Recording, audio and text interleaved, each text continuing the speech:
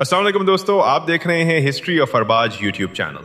अगर आपने अभी तक चैनल को सब्सक्राइब नहीं किया है तो सबसे पहले चैनल को सब्सक्राइब कर लीजिए और बेल आइकन दबा दीजिए ताकि इस्लामिक तारीख और सुनहरी कहानियों से जुड़ी नई वीडियो सबसे पहले आप तक पहुंचे। मक्का वो शहर था जहां इंसानियत के आखिरी नबी हजरत मोहम्मद सल्लल्लाहु अलैहि वसल्लम पैदा हुए। यही वो सरजमीन थी जहां से तौहीद का पैगाम पूरी दुनिया में फैला। लेकिन अफसोस कि यही मक्का उनके लिए सबसे बड़ी आजमाइशों का मैदान भी बना। कुरैश के लोग जो खुद को काबा के खादिम और अरब के मुखिया समझते थे, उन्होंने हजरत मोहम्मद सल्लल्लाहु अलैहि वसल्लम की दावत तौहीद को न सिर्फ ठुकराया बल्कि उनका मजाक उड़ाया, उन्हें तकलीफें दी और मुसलमानों पर हर तरह का जुल्म ढाया। इतना ही नहीं, उन्हें मक्का से हिजरत करके मदीना जाना पड़ा।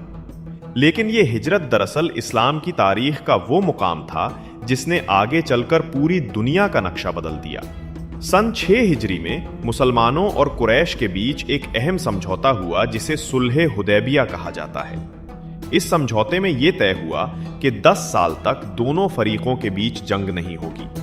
पहली नजर में यह मुसलमानों के लिए नुकसानदेह लगा, लेकिन हकीकत यह है कि इस समझौते ने इस्लाम की दावत को फैलाने के लिए दरवाजे खोल दिए। लोगों ने जब मुसलमानों की हकीकत और उनके अच्छे अखलाक देखे तो बड़ी तादाद में इस्लाम कबूल करने लगे। लेकिन अफसोस के कुरैश अपने वादे पर कायम न रह सके। उन्होंने अपने साथियों बनु बकर को बनु खुजा पर हमला करने में मदद दी, जबकि खुजा मुसलमानों के साथी थे। ये साफ तौर पर समझौते की खिलाफ वर्जी थी। जब ये खबर मदीना पहुंची तो हजरत मोहम्मद सल्लल्लाहु अलैहि वसल्लम ने फौरन फैसला किया कि अब वक्त आ गया है कि मक्का को तौहीद का असली मरकज बना दिया जाए। आपने सहाबाए किराम को हुक्म दिया कि सब तैयारी करें। तकरीबन 10,000 का लश्कर इकट्ठा हुआ। ये उस वक्त तक का सबसे बड़ा मुसलमानों का लश्कर था। मुसलमान बड़े इत्मीनान से बिना शोर शराबे के मक्का की ओर बढ़े। रास्ते में मशहूर दुश्मन अबू सुफयान का सामना हुआ। जब उसने मुसलमानों का इतना बड़ा लश्कर देखा तो उसके हौसले पस्त हो गए। आखिरकार वो हजरत मोहम्मद सल्लल्लाहु अलैहि वसल्लम के पास आया और इस्लाम कबूल कर लिया। जब मुसलमान मक्का के करीब पहुंचे तो हजरत मोहम्मद सल्लल्लाहु अलैहि वसल्लम ने साफ हिदायत दी कि कोई जुल्म न करे, कोई बेगुनाह न मारा जाए। जो अपने घर में है उसे अमान है, जो अबू सुफियान के घर में है उसे अमान है, जो काबा में है उसे अमान है।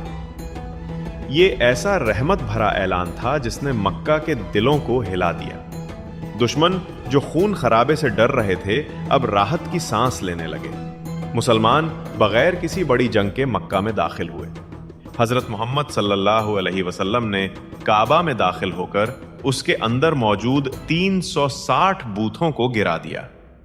उस वक्त आप ये आयत तिलावत कर रहे थे, हक आ गया और बातिल मिट गया, बेशक बातिल मिटने ही वाला है।